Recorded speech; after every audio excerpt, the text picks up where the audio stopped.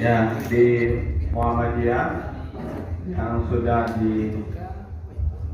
dirumuskan ada HPT, bisa fatwa-fatwa agama yang dihasil oleh Majelis Haji, ada Suara Muhammadiyah, ada Majelis Tablik, ya, majalah tablik. Bedanya kalau HPT kan sudah ditantis oleh pimpinan pusat. Kalau fatwa-fatwa kaji itu belum ditantis, tapi sudah bisa dipakai karena itu hasil karya ulama-ulama Muhammadiyah.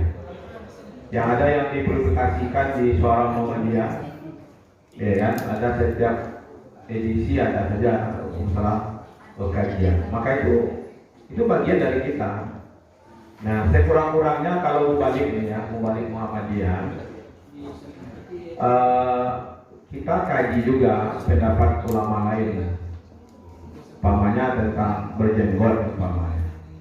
Mungkin Salafi agak berat, Muhammadiyah normatif saja, mau jenggot silakan, tidak berjenggot silakan, tapi dalilnya jelas. Mau senteng celananya, mau tidak senteng silakan. Ini paham Muhammadiyah begini, ini paham di luar Muhammadiyah, gitu. Jadi seimbang informasi yang kita berikan. Kalau di luar Muhammadiyah, tapi jelas-jelas di masjid Muhammadiyah, ya barang-barang dalam Muhammadiyah ini selesai itu.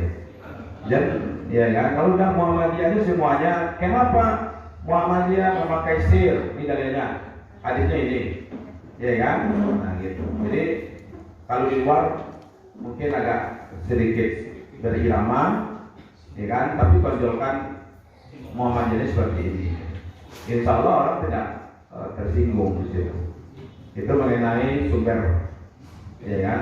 Kalau kita punya, kenapa tidak kita yang mempopulerkan itu? Memang fatwa kaji agama yang diasuh oleh Majelis Haji sudah sampai 8 ya bukunya sekarang. Kalau menurut saya HPT dan fatwa ini para Muhammadiyah dan majalah tablik itu harus dimiliki oleh seluruh mubalik Muhammadiyah sebagai bahan pertimbangan. Jadi kita tahu Muhammadiyah ini cara beramalnya, gitu ya. Nah di masjid juga begitu. Ya. Jadi pahamlah kita. Kalau mengenai ya 60 tahun ya betul. Ya, banyak yang umur 60 sekarang dilarang pula 60, jadi kosong bisa menjadi kita. Ya kan? Ada Muhammadiyah lalu yang Salafi keluar.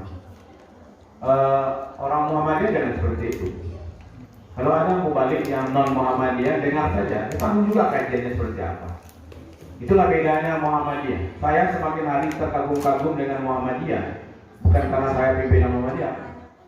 Semakin jelas kenapa Muhammadiyah ini betul-betul saya masuki. Kenapa? Muhammadiyah tidak pernah melarang mendengarkan kajian dari siapapun, ya kan? Kalau ada yang dari non Muhammadiyah, silakan dengar, sehingga kita paham. Oh, ini alasannya kiranya kenapa dia berpaham seperti ini, ya kan? Kenapa berpaham seperti ini? Jadi kalau ada nanti mubalik Muhammadiyah yang mengaji, yang tidak Muhammadiyah, ya berarti dia berhasil untuk memecah umat. Jadi kajiannya semakin mengaji, semakin tidak punya silaturahim dia. Dan itu banyak kejadian. Seluruh jemaah saya itu selalu datang bersama saya, ya kan? Pas dia masuk ke kelompok kajian, menyapu saya tidak mau bagi nilai. Bayangkan itu. Berarti berhasil gurunya, ya kan? Untuk membuat orang tidak saling tegur sapa. Itu biasalah, ya. Ustaz Ardi, ya insya Allah lah. Kalau tadi ada spesialis kita, insya Allah, ya. Saya malah sangat mendukung orang-orang seperti Ustaz ya ini kan beliau alumni Tawalib, ya Sofi Amal ini. Ya kalau bisa besok Ustaz bawa kitab banyak-banyak Ustaz. Ya jadi bisa mau ngaji, taruh di sini kitab, di sini kitab, di sini kitab gitu. Kemudian walaupun tak buka kitabnya, yang penting jemaahnya itu begitu terpesona gitu. Jangan salah-salah, itu yang dilakukan oleh kawan dari tempat lain itu. Tidak pernah dibaca-baca kitab ke depan, tapi yang jelas diperlihatkan. Kemudian nanti ngomong sudah sekian tahun di Mesir, sudah sekian tahun gitu, untuk mengambil merebut hati jemaah. Tapi karena beliau Muhammadiyah, ya kan, mertua beliau tahu nggak siapa? Amir Saifuddin, ya, juga alumni Tawalib. Jadi ya Tawalib juga ini beliau. Ya artinya begini, ya kan, perkuat saja materi. Kemudian himbauan dari pimpinan. Itulah gunanya Forum Mubalik Muhammadiyah. Adakan pendekatan dengan masjid-masjid. Jadi data Masjid Muhammadiyah Kota Padang dan Sumatera Barat, ya kan, selalu undang. Nanti kita tahu ini mana yang belum datang masjidnya. Nanti kita tahu lah masjid mana yang belum datang hari ini. Nanti kita buat acara lagi yang belum datang dia kita datangkan. Kalau besok ketiga tidak datang juga, kita kasih dia amplop. Kan biasanya kita yang diberi amplop. Besok kita kasih pengurus masjidnya amplop lagi. Sekali-sekali kita lakukan itu. Ya. Saya ingat tahun 2000 berapa ya, saya menjadi bendahara Forum Mubalik, ya kan, Muhammadiyah Sumatera Barat, yang ketuanya Pak Adrian Muiz, sekretarisnya Irman, SAG PD Doktor sekarang. Itu mengundang bukan pengurus masjid Muhammadiyah, mengundang seluruh pengurus masjid raya di Sumatera Barat, ya, di Sumatera Barat. Di situ promosi. Ini sekarang disiapkan nggak ini nama-nama Mubalik Muhammadiyah, KMM? Ada nggak siap? Ini namanya, ini alamatnya, ini nomor HP-nya, kasih pengurus masjid Muhammadiyah. Jadi supaya tak jauh-jauh dia mencari. Ada disiapkan hari ini nggak? Ada ya? Ya, kadang-kadang pengurus masjid tak tahu dulu website itu yang masalahnya, ya kan? Jadi permudah saja lah, ya nak, kasih saja, nanti di print out. Ini Mubalik Muhammadiyah Sumatera Barat, nomor HP-nya. Kalau perlu ini sub kajiannya ini. Kasih seluruh masjid Muhammadiyah se Sumatera Barat. Sehingga mereka bisa kalau butuh Mubalik, tapi inilah Muhammadiyah. Jadi dari Ustaz Yuli, boleh saya berikan ini. Ternyata yang paling tinggi itu adalah disiplin. Saya berapa tahun belakang ini baru tahu. Ternyata banyak ya, di antara kita ini punya penggemar masing-masing, ada. Ya kan? Kalau Ustaz Suprizen ada penggemarnya, gitu kan? Ambo kalau di Ustaz itu mengaji dua anak itu tinggal, ya kan? Istri mau tinggal. Padahal dia pagi-pagi dia tinggal anaknya juga istrinya kan, lu malamnya kamu. Nah, artinya jaga jamaah itu, ya jaga jamaah itu. Kadang-kadang ada dia datang dari satu tempat, ya kan, khusus untuk mendengarkan pengajian kita. Ini komitmen di situ, ya kan. Kemudian sampai materi, disiplin, ya kan, komitmen. Saya sekarang ini sebenarnya nggak bisa berikan ceramah sebenarnya. Ini semangat aja sih, karena dalam 2 hari ini udah lockdown saya di rumah. Tapi karena ada yang acara ya saya pergi juga, ya kan, karena komitmen. Jadi ini penting, nampaknya jauh daripada materi adalah bagaimana menjaga jamaah. Ya, Ustadz Pak Haji, insya Allah ya, kita tetap komitmen dengan Masjid Muhammadiyah. Kalau masjid non Muhammadiyah mungkin bagi gua juga. Ada yang non Muhammadiyah yang bermerek, ada yang non Muhammadiyah yang tidak bermerek, ya kan. Kalau bisa masuk ke masjid non Muhammadiyah yang bermerek bagus. Kalau tidak, ya masuk yang tidak bermerek pun, tapi jangan hilang pula komitmen ke Muhammadiyah. Mungkin itu, terima kasih. Ya, terima kasih. Puas tidak puas Bapak Ibu saudara kami, kita puas-puasan saja. Karena waktu kita tinggal 5 menit lagi nih, jadi sekitar 7 menit lagi. Silakan kepada Bapak Haji Zulfi Ahmad. Bismillahirrahmanirrahim. Saya tidak tahu tadi yang jawab yang mana ya, tapi mungkin saya secara umum saja tentang apa tadi Andi menanyakan bagaimana kita menggait yang muda-muda. Ini mungkin PR kita semuanya ini. Saya juga bingung. Kalau ada sekarang komunitas hijrah, tapi kalau saya perhatikan ini tren saja gitu. Waktu itu saja, ya musim-musiman. Dan cara seperti ini ya menurut saya ya tak terlalu bagus juga gitu. Nah, setelah itu waktu semangatnya semangat sekali, setelah itu hilang dia. Ya. Nah, tapi memang mungkin barangkali yang paling penting itu memang kualitas yang akan kita sampaikan itu mungkin menarik. Ya, di sini sana banyak pengajian itu tidak masalah. Ya. Kalau ada di kantor pun mau pengajian kita ikutlah masuk kantor. Saya alhamdulillah setiap hari Minggu di Jumat pagi itu bisa 2 kantor. Jam 7 di kantor koperasi, jam 8 di M Jamil. Begitu. Besok di Telkom, kemudian di bahkan kalau dia di apa namanya? Pajak itu sore-sore ya, pada asar gitu. Kantor pajak di pajak Kanwil, pajak ada 3 di Padang kan? Pajak daerah di sini sana itu dia selalu pada asar gitu. Jadi sekalipun banyak pengajian juga masuk ke sana. Ya.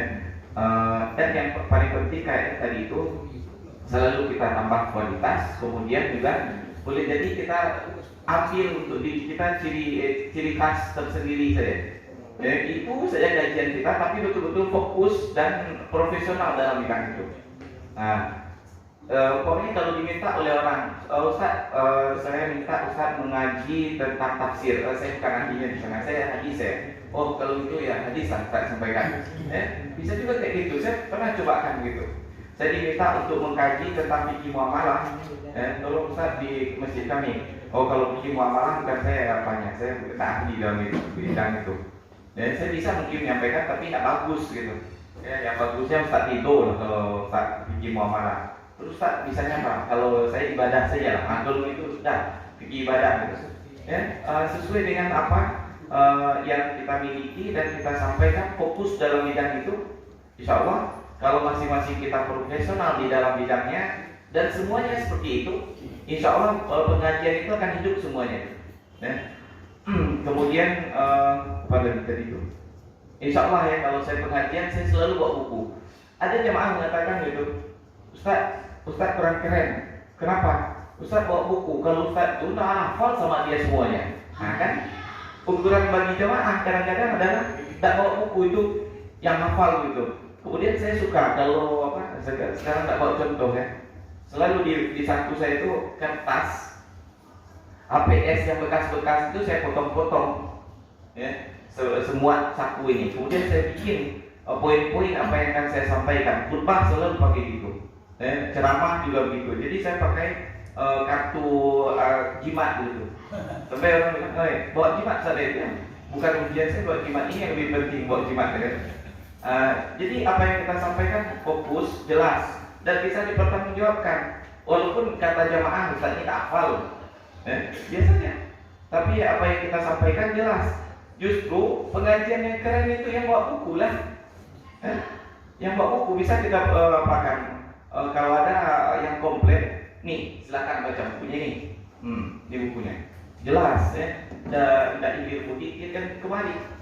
Nah, jadi ibu bapak yang dimuliakan Allah, barangkali itu ya. Yang paling penting sekali tadi itu kita menyadari posisi kita di mana dan kita selalu harus menambah ilmu dan tak berhenti-berhenti. Ya. Dan barangkali begini, orang-orang yang memang sudah jadi mubalik itu, yang sudah kian kemari melanglang buana dan memang kita fokus di dalam itu, bahkan mengajar di kuliah pun tidak, di sekolah pun tidak. Artinya dia berceramah lah gitu. Seharusnya waktu dia berceramah dengan waktu belajar seimbang. Ya. Kita berceramah di masjid 2 jam dan sebelum itu kita juga berkurung di pustaka pribadi kita 2 jam. Saya ada diistilahkan sama guru saya dulu. Saya belajarlah kalian 21 tahun untuk bicara 2 jam. Jangan belajar 2 jam untuk bicara 21 tahun. Belajar sebentar, kemudian itu terus yang disampaikan itu terus tidak ada kita tamat. Tapi kita orang semacam kita tak ada waktu untuk berhenti belajar terus ya, sampai mati lagi. Kita saksikan yang guru-guru kita itu begitu. Saya saksikan mertua saya di rumah. Sekarang kan sudah uzur sekali itu. Tapi selalu di tangannya ada buku. Sekalipun mungkin sekarang sudah banyak errornya gitu, tapi di tangannya itu selalu ada buku. Bahkan yang melihat sudah susah gitu. Dan apalagi waktu dulu perhatikan kapan lah bapak yang mau berhenti membaca, lebih rajin pula daripada anak S2 Al-Azhar belajarnya gitu. Siang malam dengan buku terus. Nah, itu sudah profesor dan orangnya sudah berhenti pula, sudah pensiun gitu. Apalagi untuk yang muda-muda seharusnya belajar gitu.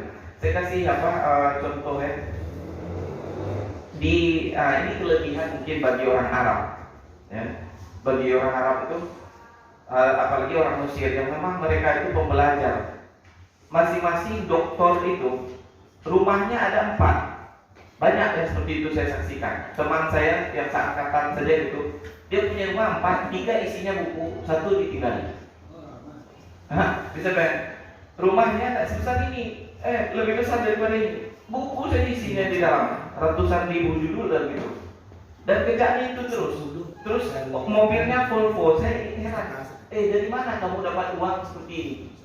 Dia ternyata punya lembaga. Seperti kita Muhammadiyah ini seharusnya punya pikiran untuk mumpung bosnya sampai ada di sini kan. Kita bentuk ada ulama yang betul-betul kita jadikan sebagai ulama begitu, yang nanti tempat bertanyanya orang Muhammadiyah. Dia ini diongkosi hidupnya dari A sampai Z, kerjaannya di dalam pustaka saja. Dia belajar S1, S2, S3 tafsir, S1, S2, S3 hadis, S1, S3 syariah. Kemudian gajinya penuh, dan dia tidak dibebani terlebih dahulu ngajar. Kerjaannya sampai umur 40 cuma belajar membaca diskusi, bikin makalah. Bisa dibayangkan bagaimana kira-kira ilmunya itu. Setelah itu setelah umur 40 baru dia diizinkan nulis buku. Ini kita baru baca 3-4 buku, sudah lain pula bukunya 1. Lucu sekali. Dia baca buku sudah segudang besar, baru dia menulis buku. Kemudian dia ini diistilahkan orang-orang seperti ini doktor tasarruf, doktor kosong. Doktor kosong ini apa maksudnya? Dia cuma mengisraf tulisan-tulisan. Orang ini mau jadi doktor, dia pembimbingnya. Itulah kerjaannya. Kemudian nanti memberikan fatwa, ada masalah umat ini, kemudian dia mencarikan bagaimana jalan keluarnya. Dia tidak dibebani untuk mengajar itu dia. Kalau kita hari ini sibuk terus untuk laporan-laporan. Dosen bikin laporan, akhirnya dosen sibuk dengan itu saja supaya dia naik pangkat. Kalau di sana sudah ada orang yang ngurus-ngurus ini, kerjaannya dia bungkus untuk keilmuan saja begitu. Dan dia sudah ditanggung kehidupannya sehingga dia tidak pikiran ke sana kemari lagi gitu. Nah, untuk orang yang seperti kita kan insya Allah alhamdulillah sudah dapat amplop dari masjid. Kita juga sibukkan diri kita untuk menambah ilmu setelah itu. Baca di kayak saya pernah mengisi pengajian itu waktu Pak Teman Awas masih hidup, selalu dikasihnya uang 500.000 setelah habis itu. Kepada saya tak dikasih tahu karena saya sudah kasih tahu bahwa saya punya buku kontennya Pak gitu kan. Ternyata kepada ustaz-ustaz yang lain jadi ustaz ini tuh beli buku ya supaya tambah ilmu ustaz. Ternyata itu gunanya sama dia. Bagus sekali ini. Kalau ada jamaah masjid begitu lah, setiap habis itu dikasihnya kita uang tambahan gitu kan untuk beli buku Ustaz. Nah sekarang kalau itu yang bosnya mujahidin gitu tuh jadi barangkali itulah entah kemana. Assalamualaikum warahmatullahi wabarakatuh.